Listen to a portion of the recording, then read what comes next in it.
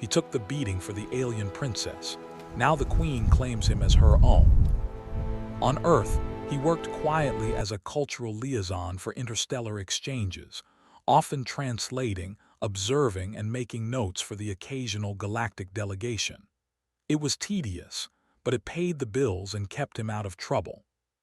Traveling to Velisara, a planet bathed in shimmering colors and famous across the galaxy for its proud traditions, was supposed to be another routine assignment. That was, until nothing about Velisara felt routine. The Velisarans were unlike any species Eli had met. They were tall, elegant, with skin that shifted slightly in tone depending on emotion, a natural reflection of their moods. Their eyes glowed faintly in low light, and their movements carried a grace that seemed rehearsed yet instinctive.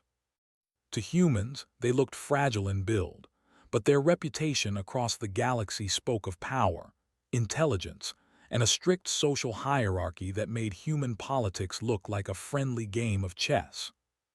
The delegation had arrived to witness the annual ceremony of ascendancy, a ritual that celebrated the royal family and displayed Velisaran skill, strength, and wisdom. For most of the human team, it was just a spectacle. For Eli, it was a warning. He had studied the customs carefully.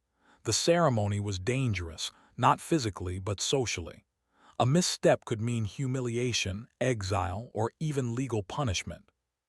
The royal family was involved, including the young Princess Orlin, whose delicate appearance betrayed the cunning mind everyone said she possessed. And as Eli observed from the edge of the grand hall, he noticed the tension building. The ceremony began with intricate music, instruments that vibrated through the air like living currents, and performers dressed in flowing robes of crystal and metal. Guests were seated on floating platforms, while the royal family observed from an elevated dais, their presence alone demanding perfect silence.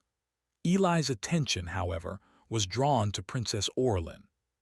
She moved gracefully but nervously, aware of the stares from rival nobles surrounding her. Her task was simple on the surface: participate in a ceremonial challenge of agility, but she had been deliberately placed in a situation that could expose her weakness. Eli could sense it. Something in the court whispered danger and humans were supposed to stay out of it, but Eli did not step aside. The challenge began. Princess Orlin faced her first rival, a noble named Rylas, known for both skill and cruelty. The ritual required precision and balance, and failure was punished not with violence but with humiliation, an unforgiving social mark that could destroy one's standing for life. Rylas moved first, performing the required steps flawlessly, and smirked as Orlin prepared herself. Her performance faltered. She misstepped slightly and the crowd gasped. Whispers spread like wildfire. Orlin froze, caught between instinct and expectation. In Velisaran law, this moment was not trivial. It determined social rank and, in some cases, who was allowed to participate in political councils. Before anyone could intervene, Rylas stepped forward to enforce the ceremonial punishment. A thick, glowing staff was raised, a symbol of authority that would humiliate Orlin publicly. The princess tensed, but her eyes flicked to Eli. Without thinking, Eli moved. He stepped directly in front of the princess, raising his hands. "Wait." "Let her go," he said, his voice steady, though his heart raced. The Velisaran court froze. Humans were never supposed to interfere in royal affairs. Their laws were strict. Any outsider attempting to intervene could be arrested, fined, or even deported. But Eli did not flinch. "You human, you cannot," a noble stammered. "I cannot watch her be humiliated," Eli said simply. "I will take it instead." Gasps echoed throughout the hall. A human, small and unarmed, had just challenged centuries of tradition. The staff of authority hummed dangerously, but Eli did not move back. Rylas hesitated. He had expected fear, protest, or perhaps negotiation. Instead, he saw calm defiance. He saw something Velisarans rarely encountered, a being willing to endure for another without expectation of reward or status. The punishment was ceremonial, yes, but it carried weight. Eli braced himself. The staff touched him lightly at first, then with increasing vibration. He staggered but did not fall. The court murmured. The young princess watched wide-eyed as her protector absorbed what should have been hers. Eli's mind raced not with fear but with thought. Just a few moments, he told himself. Hold steady, let her keep her place. Minutes stretched. The Velasaran court, accustomed to the rigid order of tradition, felt a strange unease. Their laws were clear. A protector who willingly took a challenge for a royal became legally bound to them, but such an act had been unheard of by an outsider. For centuries, only Velasarans could qualify. By the time the ceremony ended, Eli was exhausted. His legs shook, his arms tingled, but the princess remained untouched. She bowed to him, not out of obligation, but with a genuine warmth that radiated gratitude and relief. Queen Sarilith, observing from her high throne, did not move immediately. Her eyes, sharp and calculating, measured everything: the bravery, the loyalty, the simplicity of human morality. Unlike Velasarans, humans acted unpredictably. They did not always seek advantage, position, or survival. Some acted on principles alone, and this human had just demonstrated that principle in full view of the court. After the ceremony, Eli was escorted, not to punishment, but to a chamber of honor. The palace staff whispered about him, the nobles muttered with confusion, and even Rylas avoided his gaze. The laws of Velasara were clear. Such an act of selflessness, even by an outsider, demanded recognition. In his chamber, Orlin arrived once more. "I don't understand," she said softly. "Why did you do it? You could have been hurt, expelled, even worse." Eli shrugged. "It wasn't about rules or you. It was the right thing to do." The princess stared. Few beings in her life had ever acted purely without ambition. "Humans," she whispered. The word felt strange on her tongue. "They are different from us." And indeed they were. Meanwhile, across the palace, Queen Sarilith made her decision. The human's act could not be ignored. Not only had he protected the princess, but he had revealed something long overlooked by the Velasaran elite. Humans could be fearless, selfless, and utterly unpredictable. For Velasara, a planet that valued hierarchy, calculation, and status above all, this was a dangerous discovery. And yet it was also fascinating. By the time night fell on the Crystal City, Eli lay awake, thinking about what had happened. He had expected nothing, perhaps a reprimand, perhaps a simple nod of acknowledgement. But nothing in his life had prepared him for the feeling that he had changed something somewhere by standing still while others watched. Somewhere in the shadows of the palace, Queen Sarilith smiled faintly. A human had just entered her world, and she intended to ensure he would not leave it so easily. The first ripple had begun. The galaxy did not yet know it, but one human, small, unassuming, and guided by nothing more than instinct and principle, had just made the Velasaran court take notice. And in a society built on precision, predictability, and control, nothing was more powerful than being unpredictable. Eli drifted into sleep, unaware that his choice had already set in motion events that would alter the course of history, not by war, not by weapons, but by something far stranger: the quiet courage of a human heart. The palace of Velasara was unlike any structure Eli had ever seen. Towering spires of glass and crystal reflected the twin suns of the planet, casting patterns across the polished floors of the royal halls. It smelled faintly of ozone, like the air after a storm, and the corridors hummed with subtle energy. Every corner was alive with light and sound, yet silent in the way only a court of centuries-old tradition could be. Eli Mercer had been moved to a private chamber after the ceremony, a room far more comfortable than he deserved, furnished with soft cushions, floating platforms for observation, and walls that subtly shifted in color to match the mood of the occupant. He sat cross-legged on the floor, trying to calm his racing thoughts. He had expected punishment. He had expected anger, maybe even exile, but instead he had been treated with cautious respect. His hands still tingled from the ceremonial staff, his muscles ached, and a strange sense of disorientation clung to him. Yet none of that compared to the weight of what had just happened. Across the hall, the soft hiss of a door opening drew his attention. The princess herself stepped inside, her movement quiet, almost hesitant. Orlin's expression was a mixture of curiosity, worry, and something Eli could not yet identify. "You should not be here," she said softly. Her voice carried the delicate lilt of someone raised in the refinement of royal etiquette. "The chamber is for guests of high importance, not for humans." Eli smiled faintly. "I'm still human," he replied, "and clearly still alive, so maybe I fit somewhere." She frowned. "Alive, yes, but that does not mean the court will forgive your interference. They will speak of this for decades. They do not understand why you stepped forward. Humans are unpredictable." "I guess that's true," Eli admitted. "I did what I thought was right." Orlin's eyes widened slightly. "Right, you risked yourself for me and you call it right," Eli shrugged again. "I didn't think of risk, I only thought of you. Someone had to do it and I was there, that's all." The princess studied him for a long moment, as if searching for a hidden meaning in his words. "You are very strange," she said finally, almost a whisper. "And you are very lucky," Eli said, letting a small smile touch his lips. The silence that followed was not uncomfortable. It was charged with unspoken understanding. Then Orlin's eyes flicked toward the door as if aware that someone might be watching. "The queen, she saw everything," she said. Eli's stomach tightened. "And?"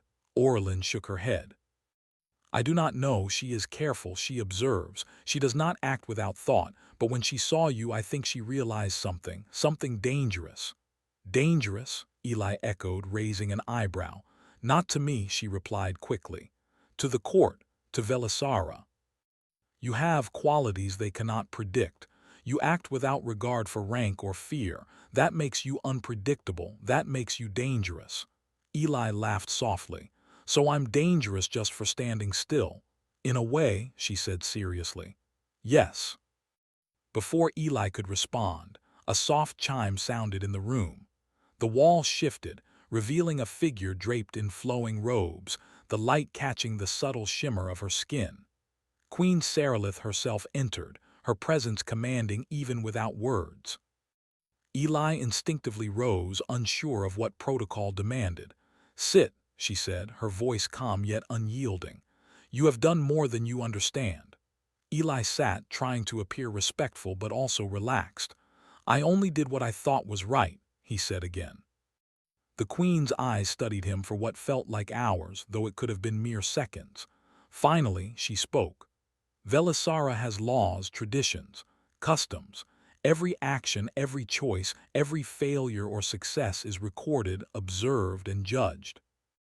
And yet, you have acted outside of all of this without concern for yourself, without calculation, without ambition. That is unusual." "Unusual is my specialty," Eli said lightly, trying to ease the tension. The queen tilted her head, a faint smile appearing at the corner of her lips. "You are more than unusual. You are unpredictable, and yet honorable. Few outsiders possess that combination. The law must recognize you, whether you wish it or not. You have taken on a debt that cannot be ignored." Eli frowned. "Debt? I didn't do it for a reward." "Debt does not require intention," the queen said simply. "It only requires action, and your action has bound you to the royal family. You may not leave, you may not be harmed, and you will be acknowledged as a protector of Princess Orlin. The laws of Velisara now demand it." Eli blinked. "Protector, me?" "Yes," the queen said. "By ancient tradition, anyone who sacrifices themselves for the royal bloodline becomes connected to it. Their existence, their rights, their loyalty, their presence, all become intertwined with the throne. You are now bound to Velisara's royal family." Orlin's eyes widened. "But he is human," she whispered. "Exactly," the queen said. A species our scholars consider weak, yet here stands proof that strength is not measured in muscle or agility. You may not yet realize it, human, but your actions have already begun to reshape our understanding of what humans can be, and that my court fears more than any weapon. Eli swallowed hard. His head spun. He had never sought recognition. He had never sought influence. He had only acted as his conscience demanded. And now he was at the center of an entire alien court's attention. The Queen's gaze softened slightly, though it still carried authority that could command armies. You will be given quarters here, protected and observed. You will learn our customs, our ways, and in return, you will continue to act as you see fit. For the royal family, for Velisara, that is your role. Eli nodded slowly. He did not fully understand all the implications, but one thing was clear. His life had just changed, irrevocably. Over the next days, Eli began to settle into the rhythms of the palace. He observed the nobles, carefully noting their subtle power plays, their whispered rivalries, and their hidden fears. He noticed that servants treated him differently, not with contempt, but with cautious curiosity. Even minor courtiers who had once ignored him now looked on with a mixture of respect and apprehension. Princess Orlin visited him often, sometimes to talk, sometimes to watch. She began to confide small things, fears about the future, doubts about her abilities, hopes for change within the rigid system of Velisara. Eli listened, offering insights, comfort, and occasionally blunt honesty, something she was unaccustomed to receiving. "You do not see things as we do," she said one afternoon, watching him adjust a floating platform with his own makeshift tools. "You do not think in strategy, in rank, in advantage." "Maybe not," Eli replied. "I just see what is in front of me. I act, that's it." Orlin frowned thoughtfully. "And yet it changes everything." "Yes," Eli said quietly. "Sometimes one action is enough to start something bigger. You don't need armies or laws to change the world. You just need to do the right thing." Meanwhile, word of Eli's act had spread through the palace and the court like wildfire. Scholars debated whether humans were inherently capable of selflessness, or if Eli was an anomaly. Nobles whispered in hushed tones about the dangers of underestimating a species so unpredictable. Some were fearful, others intrigued. Rylas, the noble who had attempted to humiliate Orlin, avoided Eli entirely. He could not reconcile the fact that a human, something he considered weak and insignificant, had outshone him in courage, in principle, and in influence. For the first time in his life, Rylas questioned his assumptions about outsiders. Late one night, Eli found himself on a balcony overlooking the shimmering city. The twin suns were setting, casting hues of orange, violet, and gold across the sky. He thought about what had happened, about the queen, the princess, and the court that now watched him. He felt a strange mixture of pride, fear, and responsibility. He did not yet know the full scope of his place in Velisara. He did not know what dangers or opportunities lay ahead. But one thing was certain. By standing for what he believed was right, he had become something more than a human visitor. He had become a catalyst. And in a society built on predictability, hierarchy, and fear of deviation, that was a dangerous and powerful position to hold. Across the palace, in the quiet corridors of power, Queen Seralith observed him once more. She smiled faintly, her eyes glinting with the knowledge of what she had just discovered. Humans could not be controlled, calculated, or contained, and that alone made them a force the galaxy would soon learn to respect. Eli Mercer, the quiet human who had only tried to do the right thing, had just changed the rules of Velisaran society. And the court, the nobles, and even the princess herself would soon learn that human courage was a law unto itself. The first ripple had grown, and the current it carried was unstoppable. The palace of Velisara had never seen a visitor like Eli Mercer. The human's quiet courage had sent ripples across the court, and whispers followed him wherever he went. Nobles who once ignored him now measured their words carefully, unsure of how to respond to someone who had defied tradition without fear or hesitation.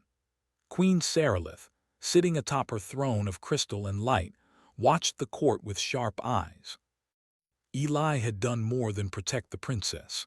He had exposed a flaw in Velasaran pride, their reliance on order, hierarchy, and calculation. A human had acted outside all of it, and the court could not know how to handle such unpredictability. That unpredictability was a strength the queen intended to harness. It was the morning after the ceremonial challenge. Eli had spent a restless night considering his new position, his mind heavy with questions. Why had the queen spared him? Why had she shown interest? He was only a human, after all, small and physically weaker than the Velisarans. Yet he had been pulled into their center of power as if his actions had written a new law. A gentle chime announced the queen's summons. Eli followed a silent attendant through winding corridors, each more intricate than the last. Light danced off the crystalline walls, reflecting in patterns that made him feel both awed and slightly dizzy. At last he was led into the grand council chamber, where the queen awaited. "You have performed a rare act, human," Queen Serelith said, her voice calm yet commanding. "It is not common for an outsider to act in defense of our bloodline. That act has bound you legally, ethically, and socially to our family. You are now a protector of Princess Orlin, whether you intended it or not." Eli blinked. "Protector, but I didn't do it for a title or law, I just did what was right." "Intent is irrelevant in the eyes of Velisara law," the queen said. "Action is everything. By stepping forward, you invoked an ancient rule. Anyone who sacrifices themselves for royal blood becomes inseparable from it. You will be recognized as bound to this family. You cannot leave, you cannot be harmed, and your presence will be acknowledged publicly." Eli swallowed. "Bound publicly?" "Yes," she replied.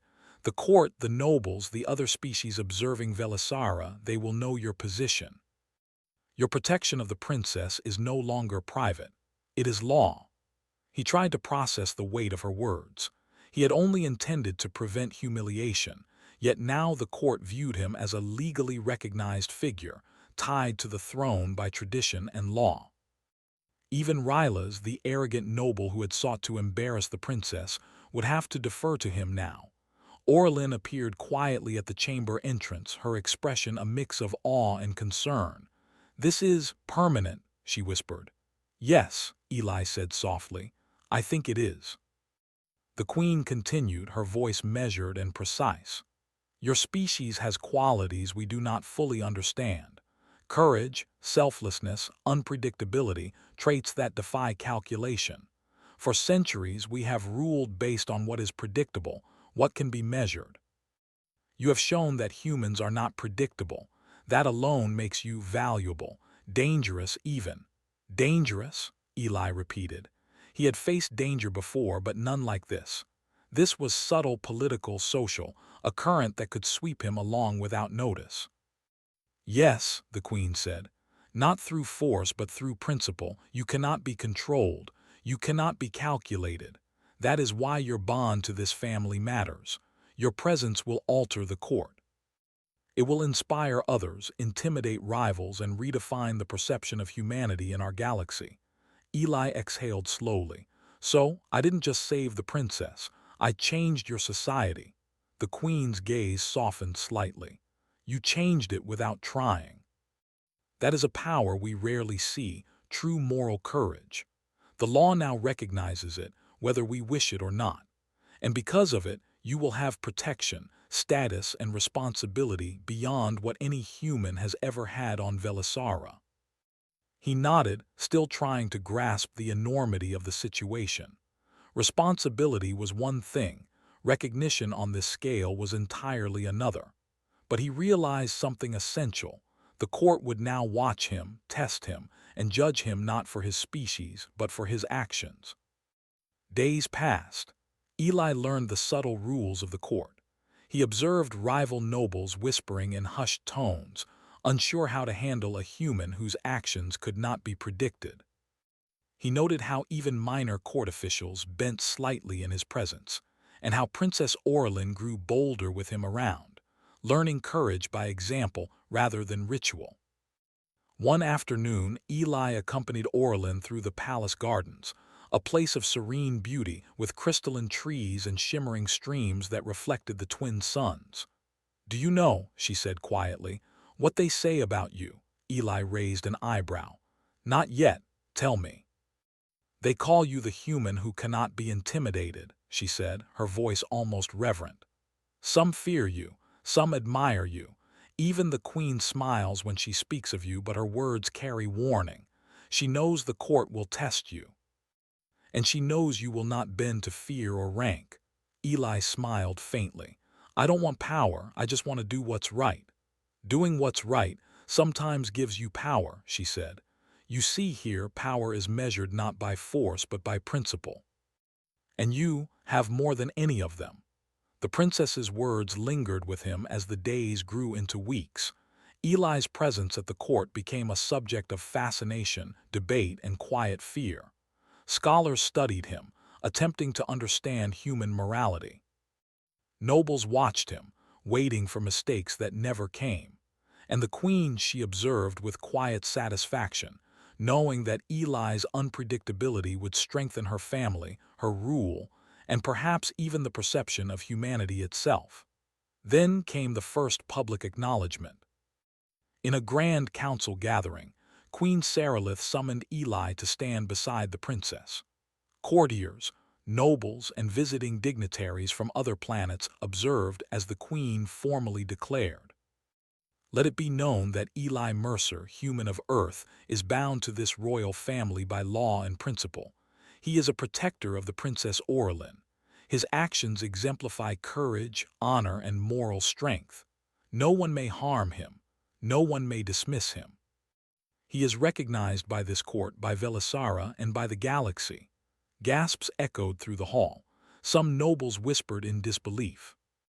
Rylas turned pale, understanding that the small human who had once been invisible now held undeniable authority, without lifting a weapon, without seeking rank, simply through principle and courage. Eli's heart pounded. He had never wanted recognition, yet here it was, undeniable and permanent. He realized that his actions had not just saved the princess, they had reshaped the very laws and traditions of Velisara. Orlin's hand brushed his lightly.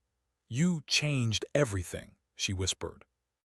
"Yes," Eli said softly, "but I only stood for what was right. And in the eyes of the court, that was enough." Over the following weeks, Eli began to understand the depth of his role. He was no longer just a visitor, he was a symbol. Humans, long dismissed as weak, unpredictable, and irrelevant, were now subjects of curiosity, respect, and caution. The court could not calculate him, could not control him, and in doing so, the queen had made humanity a force no one could ignore. Eli trained quietly in Velisaran ways, learning their etiquette, their customs, and their subtle methods of observation and strategy. But he never compromised his principles. Nobles tried to test him, provoke him, and intimidate him, yet he remained calm, measured, and unwavering. Every act of courage, every refusal to bend unjustly, reinforced his status as more than a human. He had become a standard of principle in a world that valued calculation above morality. One night, the queen summoned him again. "You have adapted well," she said. "And yet you are more than adaptation. You are a reminder, a warning. The galaxy underestimates humans. That mistake will be costly for those who fail to see it." Eli nodded. "I only act as I must. I don't seek warning or power." "Perhaps not," the queen replied, "but your presence alone is enough to change perceptions. That is the true strength of humans." Eli understood then. His journey was not about conquest, glory, or rank. It was about principle, morality, and courage. By standing for what was right, he had gained influence the Velisarans could not ignore. And that influence, subtle yet powerful, had begun to ripple through the galaxy. He was no longer just a human. He was a symbol of humanity's strength. And the galaxy, though unaware, would soon begin to understand that humans were a species to be reckoned with, not for their weapons or technology, but for their courage, honor, and unshakable principle. Eli Mercer, who had only tried to protect one princess, had just become a force that could not be ignored. Weeks passed since Eli Mercer had been formally bound to the Velasaran royal family. The palace had grown accustomed to his quiet presence, though the court still whispered about him. Humans were not supposed to be influential. They were not supposed to act with principle, to withstand fear, or to alter the delicate balance of a society built on calculation and tradition. Yet Eli had done all of that, without seeking power, without ambition, and without expectation. The court could not ignore him. The nobles who had once dismissed humans now glanced at him with a mix of respect, fear, and curiosity. And the queen, she watched silently, knowing that the galaxy's perception of humanity would soon change entirely. One morning, Eli was summoned to a grand assembly that included representatives from across the galaxy. Ambassadors, diplomats, scholars, and envoys filled the chamber. Their presence was intimidating, but Eli had grown accustomed to facing unfamiliar eyes and unreadable expressions. Queen Sarilith rose to speak, her presence commanding absolute attention. She gestured for Eli to step forward, placing him beside Princess Orlin. The room fell silent as all eyes turned to the human, who had altered Velasaran law and tradition through a single act of courage. "Today," the queen began, her voice steady and clear, "we recognize not only the loyalty of our people but the value of those who act with principle, courage, and honor. Among us stands a human, Eli Mercer, who has demonstrated qualities we have long underestimated. His actions have protected the royal family, upheld our laws in ways no Velasaran has attempted, and revealed a truth we cannot ignore." The chamber buzzed with whispers. Humans were not considered capable of such strength. Even their leaders often underestimated them. Yet here stood one, commanding attention through integrity alone. The queen continued, "By Velasaran law, Eli Mercer is bound to this royal family. But beyond law, his actions prove a greater truth. Humans possess a moral courage that transcends rank, fear, and expectation. For that reason, I declare humanity a protected allied species. Any harm done to humans is an offense against Velasaro itself, and by extension, the royal family." The room fell into stunned silence. Representatives exchanged nervous glances. Scholars muttered, attempting to calculate the implications. Envoys from other worlds were unsure how to respond. A species once considered weak, insignificant, and predictable had just been recognized as a moral and political force. Eli stood quietly, absorbing the moment. He had never sought recognition. He had never wanted influence. But standing beside Princess Orlin, he realized something profound. His simple act of protection had grown into something much larger. Humanity now carried a weight in the galaxy, not because of weapons or technology, but because of courage and principle. Princess Orlin leaned slightly toward him. "Do you see it?" she whispered. You've changed everything." Eli shook his head softly. "I only did what was right. I didn't change anything on purpose."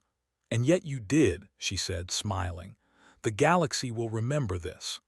Outside the palace, news spread like wildfire. Humans were no longer invisible, no longer dismissed as insignificant. Across star systems, diplomats and scholars began to reassess their assumptions.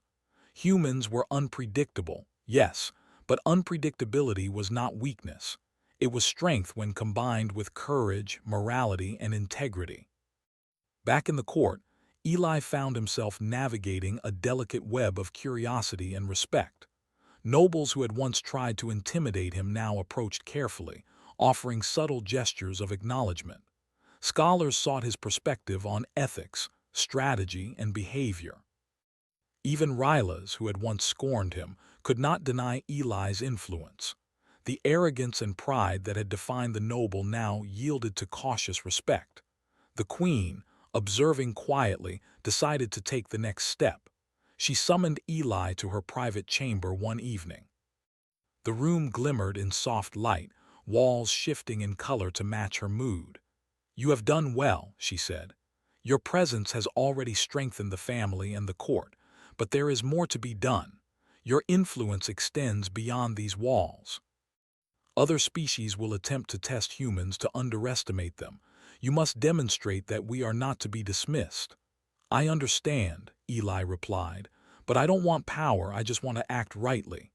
"Rightly," the queen said, "is a form of power. It is subtle, but it shapes minds, hearts, and decisions. That is more dangerous than armies, more lasting than weapons, and you human have shown it in ways few can imagine." Over the following weeks, Eli's role continued to grow. He advised the princess on matters of diplomacy, often suggesting solutions based on fairness and principle rather than hierarchy or advantage. He mediated disputes quietly, preventing conflicts before they escalated. Each act reinforced the court's understanding that humans were not only unpredictable, but also capable of subtle, enduring influence. One afternoon, Eli walked through the palace gardens with Orlin. Streams of light shimmered over crystal leaves, and the gentle hum of energy filled the air. "Do you ever worry," Orlin asked, "that they will test you too far, that someone might try to break the laws or challenge your bond to me?" Eli shook his head. "I cannot control what others do. I can only act with principle. If I stay true to that, no one can truly break me." Orlin smiled. "And that is why you are remarkable. Humans are small, fragile, but you show strength they cannot calculate." Eli laughed softly. "I don't feel strong, I just do what feels right." "That is strength," Orlin said firmly. "It is more than any weapon or technology." Meanwhile, news of Eli's role reached other worlds. Ambassadors and scholars sent inquiries, some out of curiosity, others out of fear. Humans had become a point of intrigue, a species to be considered in political, social, and moral calculations.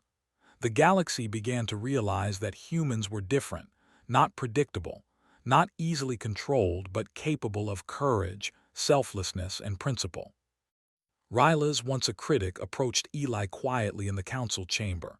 You have changed everything," he admitted reluctantly. "I thought humans were weak. I was wrong. You have no weapon, no army, and yet you command respect." "How?" Eli looked at him calmly. "I only acted rightly. That's all anyone can do." Rylas shook his head, realizing the truth in those words. "Then humans are more dangerous than we thought." Eli smiled faintly. "Maybe, but dangerous is only how you see it. I'm not trying to be dangerous, I'm just being human." As the twin suns set over Velisara, Eli stood once more on the balcony, gazing at the city below. He thought of Earth, his home, and the billions of humans who had never ventured into space, never faced alien courts, never had the chance to demonstrate what he had shown. Yet he understood now. It was not about him alone. His actions reflected something deeper about humanity, courage, morality, and the ability to stand for what is right even in the face of fear, danger, or indifference. The queen joined him silently. She studied the human beside her, then nodded approvingly. "You have done more than any Velisaran could have predicted. Your presence here, your actions, they have made humanity a force the galaxy cannot ignore." Eli glanced at her. "I never wanted that." "Neither did the first Velisarans who set our traditions," she said with a soft laugh. "Yet here we are. You act rightly, and in doing so you have shaped the course of history." From that moment, Eli understood his role. He would continue to act with principle, not seeking power or glory, but always choosing what was right. And in doing so, humanity would rise, not through conquest, not through fear, but through courage, honor, and integrity. The galaxy, once blind to human potential, would now see a species capable of remarkable feats, not measured in weapons or technology, but in the quiet, unyielding strength of their character. In the coming months, humans were no longer outsiders. Their voices were sought in diplomatic councils. Their actions were observed with respect. Their courage, once dismissed, became legend, all because one human had chosen to act rightly when it mattered most. Eli Mercer, a simple human from Earth, had taken a risk for one princess. And in doing so, he had changed the galaxy's perception of an entire species. The court of Velisara, the ambassadors of countless worlds, and the galaxy itself would never again underestimate humans. Because sometimes, the most powerful force in the universe is the courage to do what is right. And Eli had shown them all exactly what humans were capable of.